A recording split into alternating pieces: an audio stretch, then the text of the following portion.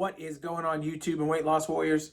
It's your boy C-Dub, and I'm back with another video. And today I want to talk about the people that shouldn't do OMAD, and I'm going to do it right after this.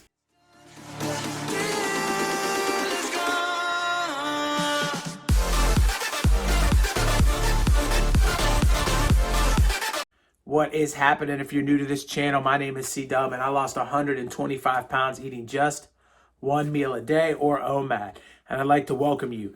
I started this channel to help you out with tips, tricks, knowledge, and information that I've learned in my journey to help you on your journey. And to my weight loss warriors, my subscribers, my people that come here day in and day out and check out my channel, I appreciate each and every one of you. Thank you for your support and kind words of encouragement as we grow this community larger and larger.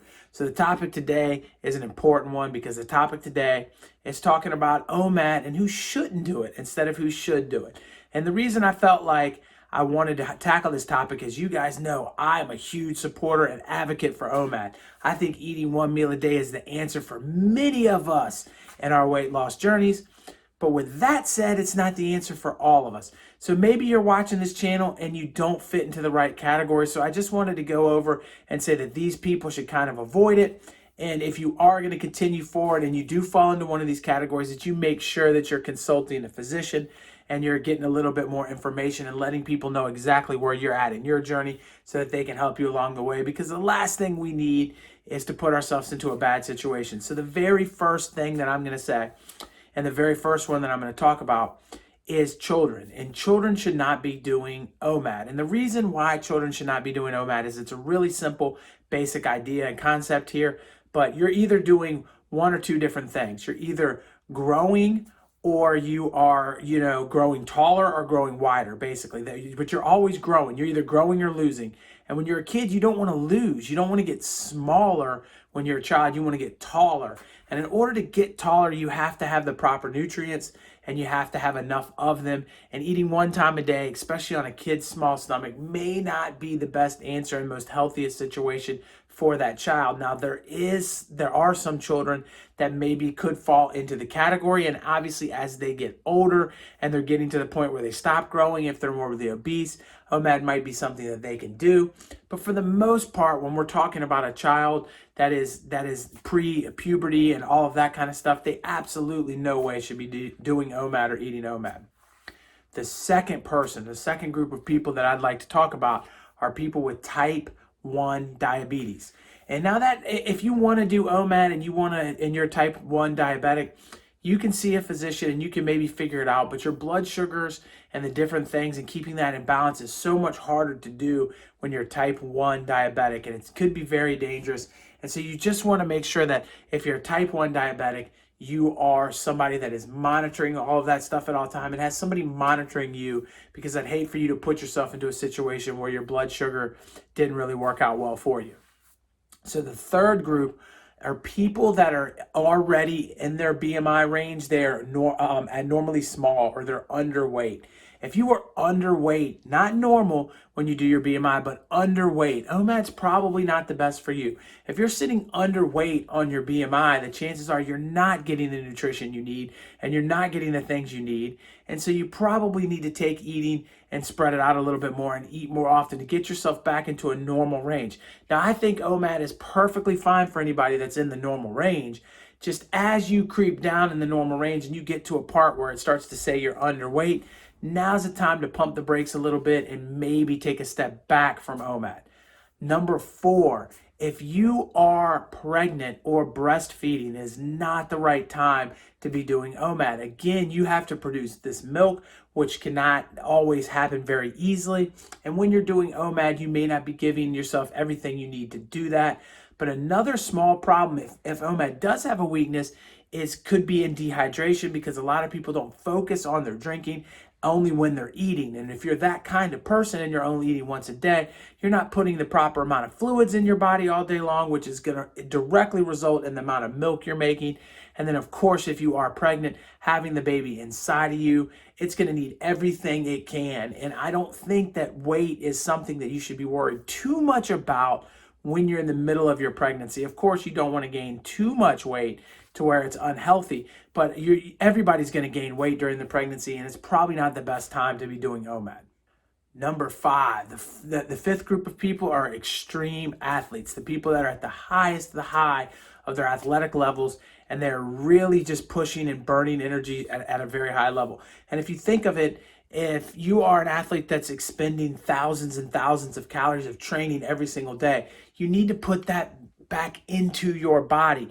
And if you're doing OMAD, the chances are you can't put 10,000 calories in your body at a time. Now, there are people that do it, and I'm sure you've seen YouTube videos of somebody doing 10,000 calories in one sitting, but it's just not the most effective way to do it. So if you're one of these athletes that's just burning tons and tons of calories a day, I'm talking thousands and thousands, OMAD may not be the ticket for you. The number 6 group, if you have an eating disorder, I do not think it is the best thing for you to do is to mess with OMAD. So I think that OMAD is a thing that is very psychological. And I think a lot of people, when they first start, don't really realize it. But as you get going into OMAD, you do start to realize how addicted you are to food and how things are. And if you have the extreme personality where you've gone through some major eating disorders, OMAD can put you in a situation where you start to get some of those eating disorder kind of attitudes back. And so if you're suffering from a major eating disorder and you can balance it with OMAD, that'd be okay. But some people will take it to a little bit more of the extreme and put themselves in a situation that's not the most healthy. So make sure you have a good relationship in that sense and that you're ready to go and not really into the eating disorder side of things before you hop too deep into OMAD. Number 7 right here, this one is super important because it shifts and it varies from different times in our lives. And it's something, though, that I think that needs to be said because it's not said that often on any channel that I've seen, but it's when you're taking certain medications. So if you are subscribed a prescription for something that is going to require you to eat, you need to eat with that medication. There's multiple reasons why you do, and that's why they put it on the label, and that can throw OMAD off. Now, if it says 1 time a day, take the medicine with your OMAD meal and just move on with your life. The problem lies is when it says 2 or 3 times a day you have to take it, and you have to eat with each one of those. That's when things can get a little bit shifty. So I want to mention that during my knee surgery, I was on OMAD when I had my knee replaced, and I tried to be tough about it and stay in OMAD and just eat my 1 meal and I had to take an antibiotic twice a day, once supposedly in the morning and then once in the afternoon or the evening. And I was really torn and I did not want to do it. And so I started taking my medication without any food in the morning, and I was throwing up every single time I took the medication, which inherently is actually hurting me and not, helping me and not allowing the medication to do its job. And so I battled with it for a while, and then I thought, well, you know what?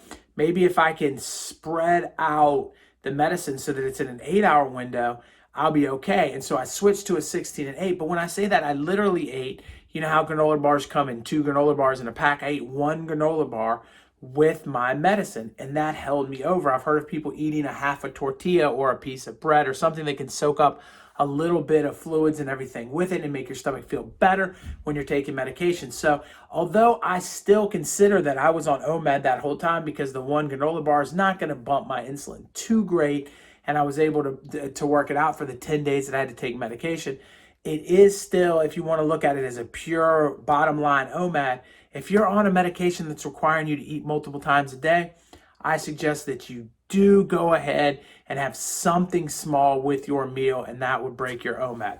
So I've listed 7 different types of people that don't need to maybe do OMAD. And I think it's important to address this in this video because so many of us are, torn on whether or not it's something that they should do. And a lot of people say, a lot of different things that just aren't really all that true. So I wanted to give you some real solid information as to when you should and when you should not do OMAD. So hopefully it was helpful.